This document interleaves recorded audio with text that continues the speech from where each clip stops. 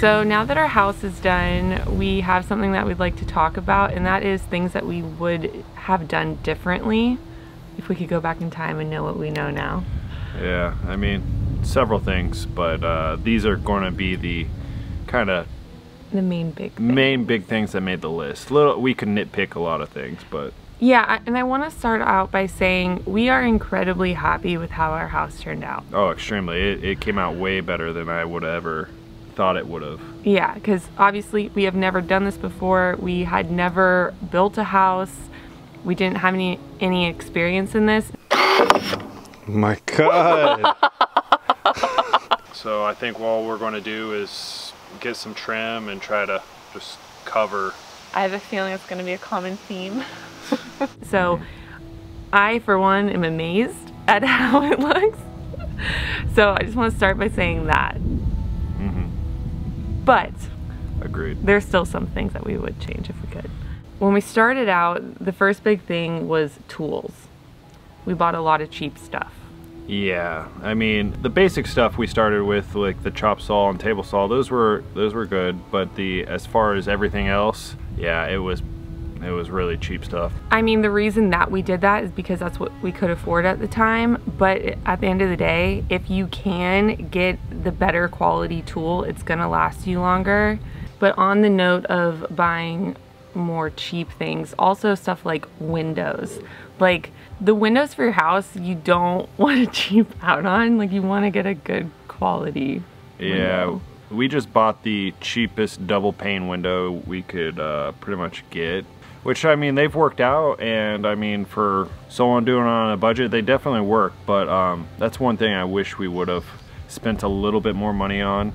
You can tell when they seal against it that they're still like they're not fully flush inside, like they wiggle around, and they just... Like when you're trying to have your house be as efficient as possible, that could definitely be better. Yeah, it's a weak point. Yeah, the cheap vinyl windows just, they don't seal very well, so... The next thing was starting out. You guys know that we came out here, we lived in the barn, we put all our stuff in the barn, and I mean, it was how you would imagine it would be. So I wish we would have bought our other container right away. Yeah, 100%. Just putting anything inside that barn. Granted, we could have probably laid some gravel and whatnot into the barn to help mitigate some of that dust and dirt. But yeah, just anything that we stored in there got covered in dirt, and also insects and mice got into everything. Dirt daubers built nests all over our stuff. Yeah, and again, there's a reason why we did everything the way that we did. Like, it costs money to buy another container. Yeah. So that's why we did it that way, but yeah. Yeah, we're like, oh, it's good. It's sheltered from the rain. It's like... Even though the roof leaks. So not really. Yeah. Oh, we didn't know that at the time. Yeah. Because it's just little dribbles here and there, but yeah. Right. Had to relocate a little bit. Much better. And then on the note of the barn, again, I wish we would have never put our solar power in there. Yeah. I wish we, from the get-go, had its own designated space, or we wanted to accommodate it inside the house, but we needed power here first, and two, there just wasn't enough room. Yeah, because initially we were planning on redoing the entire barn, and that's why we put the solar in there, and then we kind of were like, no, let's just start the house build. So then the solar was already in there, but we should have just had like a separate solar shed. Yeah, if you can, put it inside the house or in a air-conditioned environment, climate-controlled environment. Also, on the note of solar, we wish we would have done more batteries. For sure. They were already used, and they're already probably less capacity than they were new. So, I mean, ideally they would have been brand new, and it would have been a larger bank, but this is also before a lot of those Chinese batteries came to the market, so you just kind of had to use recycled car batteries, or you had lead acid batteries. So unless you're going to build your own like individual packs, I saw a lot of guys doing those, but yeah, there weren't many good solutions when we first started it out. Right. And if there were, they were very expensive. The other thing that I wrote here with our off-grid kind of amenities is the rainwater catchment. We wish that we would have done more, like at least one more tank. Yeah, one more tank at least. Just oversize everything if you can. Yeah, if you think you're only going to use X amount, add another third or a quarter more, if not more than that, if you can afford it. It's not only just with water, but with battery storage or solar production, anything. It greatly helps. Yeah, and even if you can't do it at the time, like we've said before, at least do it in a way that you can easily expand on it, because like the way that we did our tanks, I mean, we could add another one over there, but we kind of made our lives a little difficult the way that we did it. Yeah, it wouldn't be too bad to add another one, but yeah, it's definitely a little bit more work than we could have made it. Right. Okay, so now on the house. Again, we are very happy with the way the house turned out. Like, I think it's beautiful. Yes. But I think a couple things that could have been changed and would have made things a lot easier. First of all, we didn't have legitimate plans for the house, like drawings. Yeah, we didn't have an architect or anything, or an engineer or anything draw it up. We just sketched it out on a graph paper, and that was pretty much it.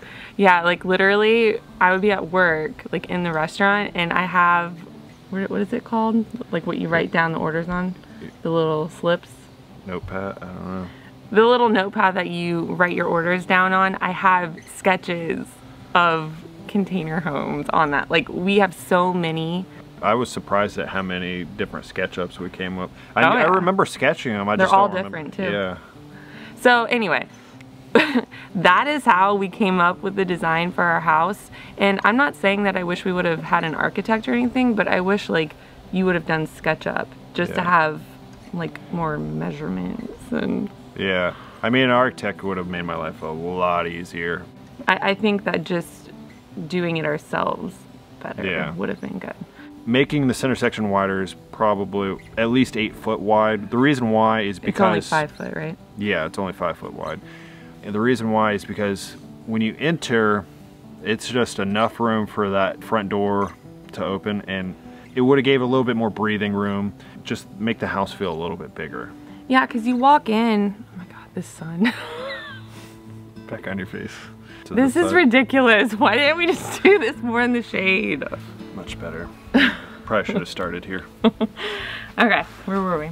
Okay, the center section. Yeah, because like you come into the house and you walk in and you have these beautiful windows up top and all that light coming in, but then it feels a little bit cramped. That, and also, I mean, with the exception of the natural light, I mean, you don't really get to see too much. I mean, if you're sitting at the dining table, yeah, you can see it, or if you're laying in bed.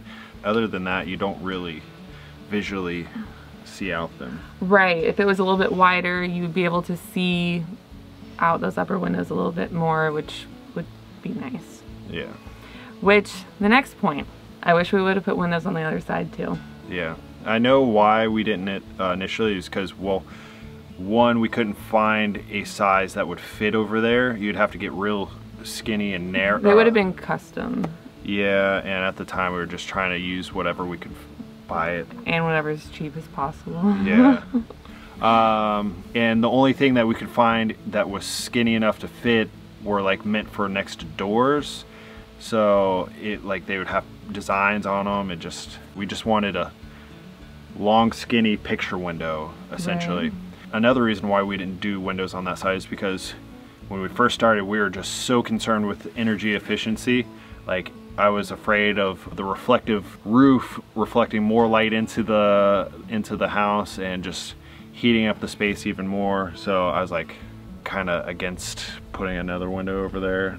Our power comes from the solar panels and our solar system, so I was very concerned about energy consumption. But still, it would be nice if it was even brighter up there and more light was coming in. You could always have those automatic blinds. Yeah, definitely would have changed that. The next big thing is our insulation. I 100% wish that we would have done our own. Yeah, either a flash and bat, which means just do like 2 inches of spray foam and then do the rest with just a standard, either a fiberglass or a rock wool insulation. And now why did we want to do it differently? Oh, just because it was a mess. Yeah, if you couldn't tell. It was a mess, and also I got a pretty good eye for detail, so I just would have. The reason why we didn't do it is because like the amount of kits that we would have needed to buy to completely spray foam all of our walls and under the house and everything. That's why we hired it out, and yeah, like it wasn't cheap. Yeah, and it just like as far as dollar amount, it was probably in the same ballpark, maybe slightly cheaper to do it myself. But looking back, I probably would have done just a rock wool in the wall and then maybe a vapor barrier over the studs, and that way we wouldn't have condensation against the steel. Pretty much like a steel building is what I would have done. Put your standard fiberglass bats, and then there's a plastic sheeting that goes over them. So is that what you would do for our next container home?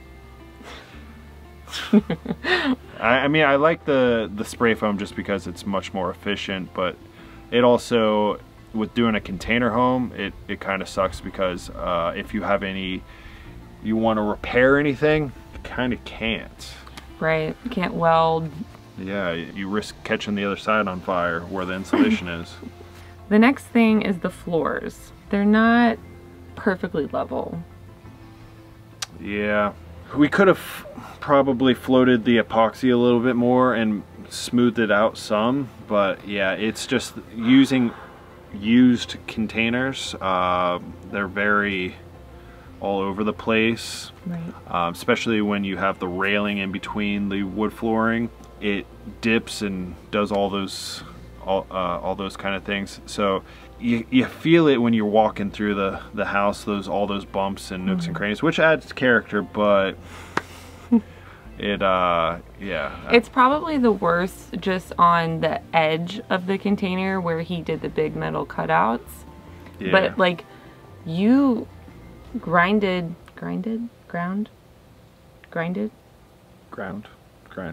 grinded them down as much as he could. It's just, it's gonna be up a little bit more, which it's not a big deal, but you can kind of feel it. Yeah, it's just because the lip of the C-channel on the side of the container sits slightly higher, at least on our container, sits slightly higher than the floors, so you feel that little transition. Which, that's a big reason why we did the vinyl flooring. The next big thing that I really like the way that it turned out is the exposed container wall in the house, but we probably shouldn't have done that. Yeah, it's caused more issues. I mean, now that we have air conditioning, it's not that big of an issue. I mean, it's only an issue in the winter months. You'll have a tiny bit of condensation, especially towards the this western wall. You'll get it up in the upper corner and the bottom corner, and it's just a little bit, but it's enough to cause a little bit of pooling on the floor. Right. So I kind of got to keep an eye on that on those really cold nights. But when we were in the polar vortex and we didn't have our electric heat pumps heating the place, we had to use an indoor safe propane heater, which the combustion of the propane releases moisture, and that just caused all kinds of condensation problems. All over the windows. Yeah, all the windows, that steel wall, there's water everywhere, sweating everywhere. Right.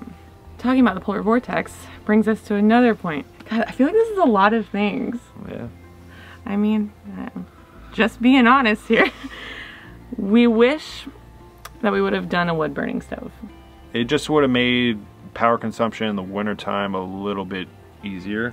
Yeah, I mean, that's really the main reason, is because we're on solar power. So during the winter months when you have less sun, why not have that just in case? And I mean, yeah, during like the polar vortex, that was super extreme. Yeah. That would have been amazing. Yeah, it would have helped tremendously. We froze our butts off. Yeah. And just to to backtrack just a little bit. Crap, where was I going with that? I have no clue. No, I wanted to talk about the condensation. Oh, as far as the condensation goes, so if I were to do a container home again, it would either be like you can leave the container exposed on the outside completely and none on the inside, or vice versa. You could leave it exposed on the inside but cat it all the way around on the outside, yeah, so you don't choose have one or the other. Yeah, you don't have that condensation issue. Well, also the living room is an addition. We weren't planning on having an exposed container wall in the house. Right. That just kind of happened. Like, we were planning on completely sealing it from the inside and just having the exterior exposed, but... And we did debate framing that off and then doing spray foam and then just kind of isolating it, but it looks cool. The next thing as far as design goes, which... keep in mind, our house is roughly 875 square feet, so I'm really happy with the floor plan. Honestly, I'm really impressed with the floor plan. We've squeezed a lot of stuff within that 875 square feet. So I don't really know how we would have done things differently with the current square footage, but if we had done everything else differently and like made the center section a little bit bigger and all those things, some things that I wish that we had is I wish we had closets in the kids' rooms. Yeah. And then also a pantry. Oh, for sure. Currently, we're using the island as our pantry. And it works, but, you know, if we could have it, we would. Yeah. A nice walk-in pantry would be...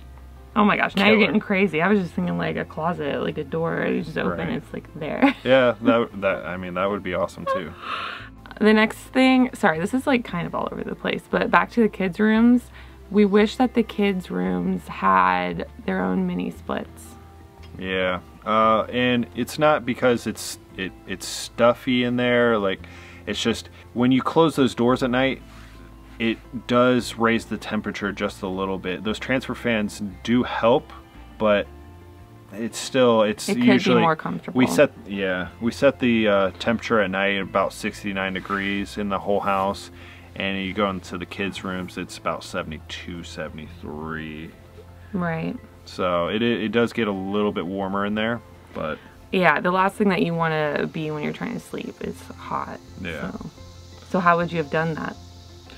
Just done a different mini split on that end of the house. With multiple heads? Yeah, the one that's at the front door, it just would have had multiple heads. It would have been less efficient, but everyone would have been comfortable. Right.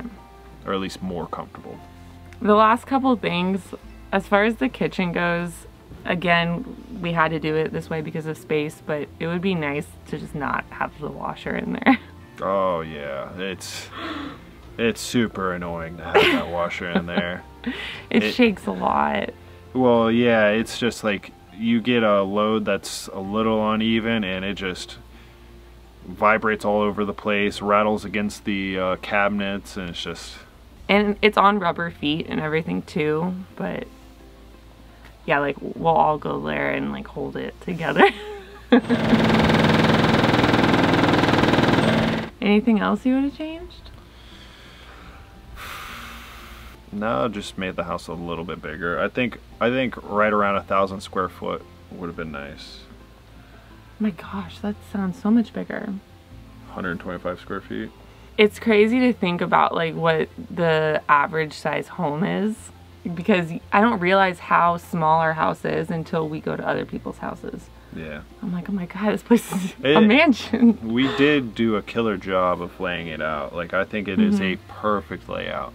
It's just, wish we had a little bit more space for pantry, closets, you know. Yeah. And a spot for the solar, like the inverter and batteries. Right, that would have been nice if we could have just moved it into the house. Yeah, well, protect it a little bit more. If it had like a utility closet, now we're getting crazy. If we had a utility closet for the water heater and the solar, that would have been killer. That way you don't have to hear the fans if the inverter kicks on. Right. But you know, we have a 3-bedroom, 2-bath house and 875 square feet. It's like if we did 2-bedroom, 2-bath, we would have had all that extra storage space to be able to do those things. Right. It would have been possible. But then Cam had to come along. No. Alright, good? Okay. Oh my god, we talked for so long. I can't believe how many things that was. Okay guys, so I know that this video was a little bit different than our normal ones, but we figured now that the house is done that it would be a nice video to make for anybody, maybe if you were just interested in what we would have done differently, or if you yourself are looking to build your own off-grid home, or even more specifically, an off-grid container home. Like, this is stuff that we definitely wish we would have known starting out, and it 100% would have made our life a lot easier. But yeah, we just hope that this is helpful to someone out there, at least one person. And yeah, I just want to let you guys know though that our next video will be back to our normal vlog. But until then, we appreciate you all watching, and we'll see you next time. Bye guys.